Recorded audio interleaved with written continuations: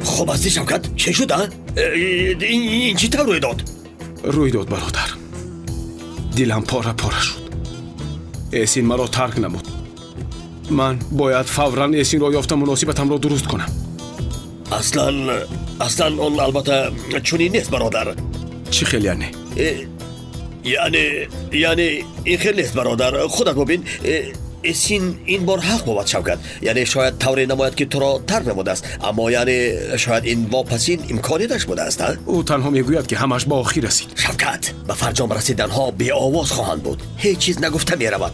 اما اسین با تو گپ میزند، پس کمی میل به آشتی شوی دارد. با اندیشم تو باید دل او را به دست داری. حاضر یک گپ زور میگفتم، همه یک گپ را میگویم. دلش را یاب، یکم کس مصلحت نمیدهد. آواز دلت را بگوش. تو به مصلحت نیاز نداری شوکت. برایش گل خرم. عادیست. با خوری رویم. کار مقرری است. به تماشای فوتبال برم. آفرین. اینچنین به مشق فوتبال بازان نیز ببر. دو برابر شاد میگردد. نمیشود. درست. هنوز برای این بر وقت است. این کار را بعدی تویمان میکنم. تو نخست دلش را به دست دار. ماجرای خانه‌داری عموما همه در پیش خواهد بود. شاید سرینده تشکیل کنم.